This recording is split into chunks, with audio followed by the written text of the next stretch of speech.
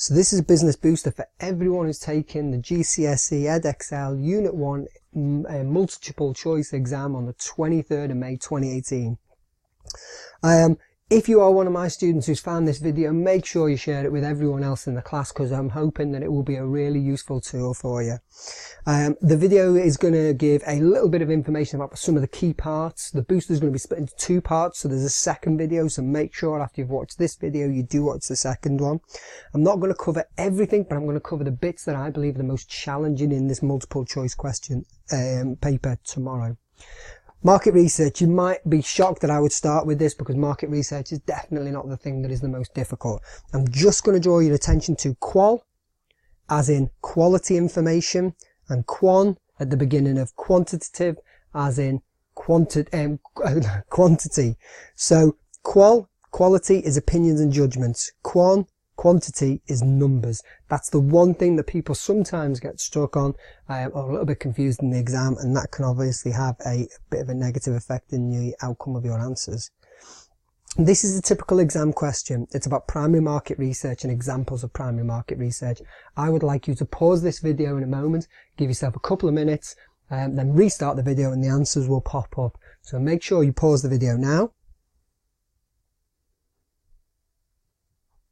Okay, hopefully you've had a little bit of time to look at these answers, and hopefully the answers that you've come up with are focus groups and interviews. They are both primary research that is done for the first time.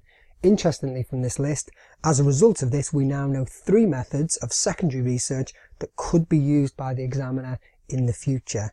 Internet research, magazines and published government stats. The examiner obviously believes that they are secondary, but may well use them again in the future. So think about that list on your revision.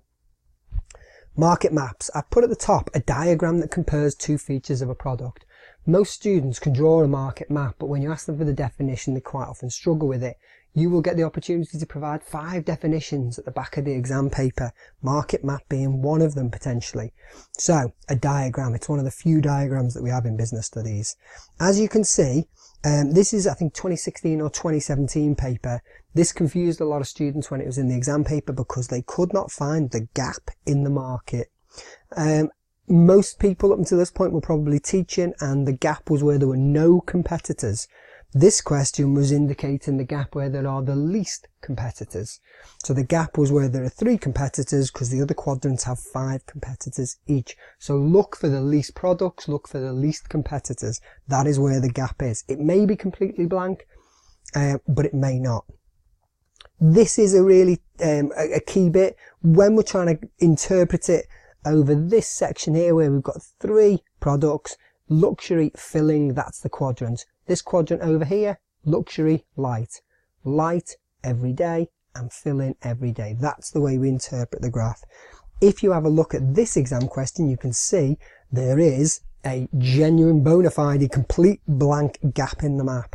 What I would like you to do, again, is have a look at this question, give yourself 2 or 3 minutes to have a go, and then start the video again, and we'll give you the answers.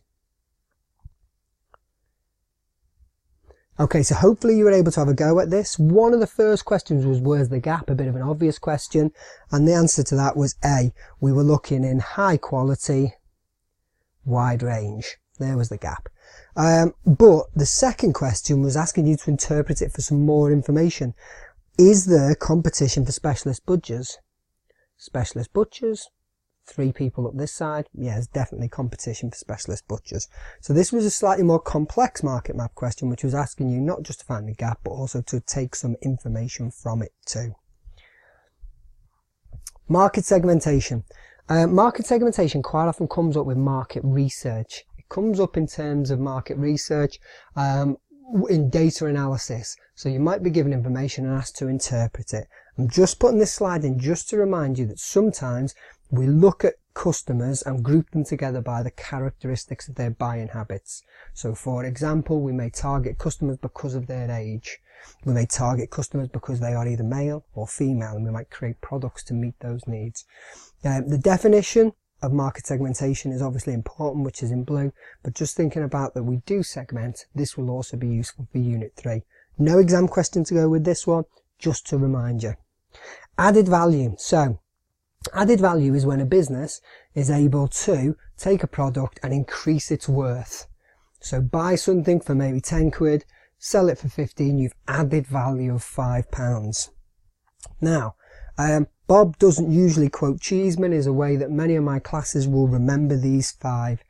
Branding, design, unique selling point, quality, convenience. There are a few ways, but try and have a think about how you're going to remember it in the exam. However, they don't examine these exact phrases. As you will see in this exam question, you cannot see the word branding, design, unique selling point, quality or convenience. It's not on there. You need to read these and ask yourself, do they fit in any of those categories? So this is a slightly more challenging question, but this is a typical way that they do examine added value. And I've got another question after this one to show you that this is the way historically they've examined added value. So if you want to pause the video now and have a go at this question. Hopefully you realise that increasing opening hours with increased convenience and simpler packaging would help change the design, and therefore those would be added value. The others, no uniform for staff. If you didn't read the word no, then you may have made a mistake there, because uniforms for staff would certainly add value. If we gave our staff uniforms, people would be prepared to pay more for that service because they would maybe see it as higher quality. Second question, very context driven. It's about an airline, 4 possible answers. Again, pause the video. This time you're looking for the one that wouldn't add value or would be the least effective at adding value. So pause the video and give yourself a couple of minutes for this one. Correct answer, offering flights to fewer destinations. If you did that and there was less places, less choice for your customers to go to, then that will decrease the value of the service that you offer. Franchises. 3 advantages, 3 disadvantages. With these, you should be able to tackle any franchise question. The advantage is more likely to succeed. Any business that has been run before and then is being copied, which is essentially what a franchise is more likely to be successful. You can only sell if you are the franchisor. It's only possible to sell a franchise if you've got evidence that the first store worked. As a result, the person who's about to set the business up knows that if they copy that plan, they should be more likely to succeed. The franchisor who created the original business should be able to provide training. That's a big advantage to make sure that the staff are skilled, again, better customer service, more likely to succeed. And then finally, because it's been done before, the bank is more likely to see you as a lower risk and therefore lend you the money. But there are disadvantages.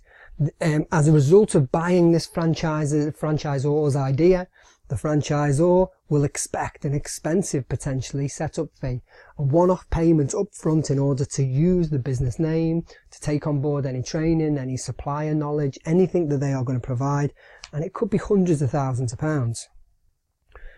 Equally, each year you will probably be expected to pay royalties, a percentage of your profit. That means that you do not get to keep all the profits of the business, and forever you will continue to pay each year for using the name of the business, the franchise business. And finally, you don't get to make all the decisions. One of the big rewards of being your own boss is that you get to make all the decisions. Set up a franchise, you lose some of that power. You may not get to make decisions about opening times, what you sell, where you buy that stock from, how much you're selling it for, advertising. Many of these decisions might be removed from you. With that knowledge, you should be able to tackle this question. So 2 marks, pause the video, give yourself a couple of minutes, and then restart the video again, and let's have a look at the answers.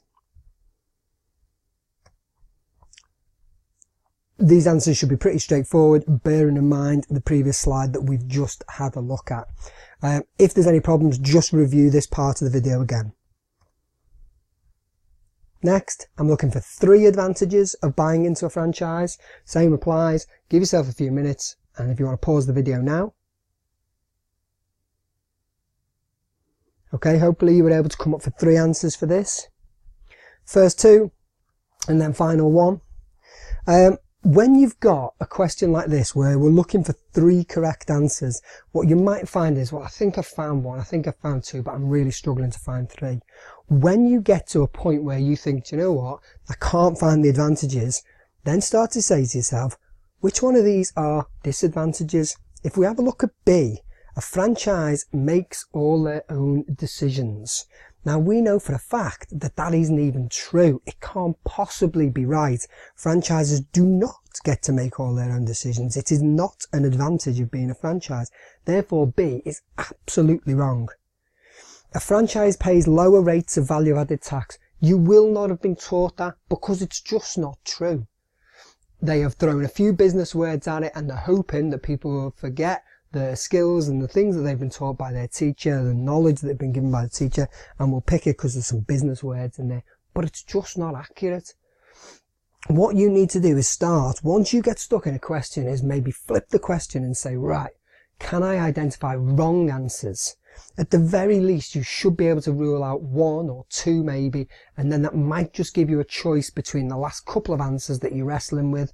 Not sure which one's correct. It will at the very least reduce your chances of picking the wrong answer. Protecting ideas. So I'm going to start with the first one, which is in the middle. Copyright.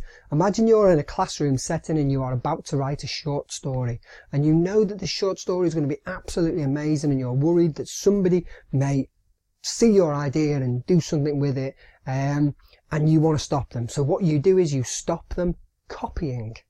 You put your arm around your work and hide what you are writing so that they cannot copy your work because it's yours. Copyright applies to written work, books, music, film. So when you're thinking about, is it copyright? Are you trying to stop someone copying what you are writing? A patent is based upon inventions. Patent is linked to inventions. And trademark is linked to signs and symbols. Try and think of that little TM with a circle around it, trademark.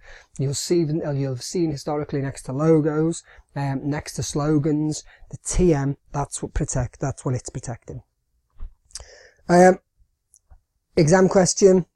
Again, read the question, pause the video, and then we'll come back to the answer. So if you want to stop the video now. And this is our answer. I know from a few weeks ago that some of the people in my class were picking C. I can't be certain, but I think the reason that they were picking C was because they hadn't read all the way to the end. I think they'd got to C and gone, ooh, it places a limit on the number of people who can copy Sanjay's idea. Well, that sounds good. If I had an idea, I'd want to stop people copying it.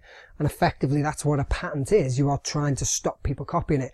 But you're not stopping a set number. You're stopping everyone. And D says you have the sole rights to use. So you are the only person who can use it. The difference between C and D is just, we're saying there's a limit to the number of people who can use it. And D is saying we don't let people use our idea at all. It would be easy to pick C in the pressure of an exam, in the pressure of a test in a classroom, if you hadn't read all the way through.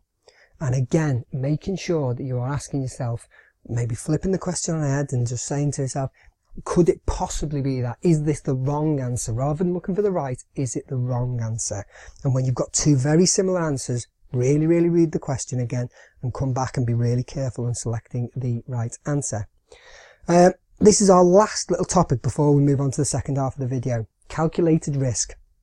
As soon as you see the word calculated risk, you are looking for a percentage or you are looking for a ratio. Once you've found the percentage or the ratio, you've then got to ask yourself, is it a negative event that will happen in the future? Question 4, there is a percentage in every single answer, but only one of them is a negative event that is likely to happen in the future. So I will ask you to have a look at this, pause the video, and then come back in a minute or so, and we'll check the answer. So the answer in this case is D. It is the only one which is a negative event of something happening in the future. If we look at A, it's a positive event, sales increasing. We look at C, profits has decreased by 3.5%. That's incredibly negative, but His profit over the past year has decreased by 3.5%. So it is a negative event occurring, but in the past. Calculated risk is when we think about what is the likelihood of something going wrong for us in the future. So at this point, what I'm going to do is I'm going to pause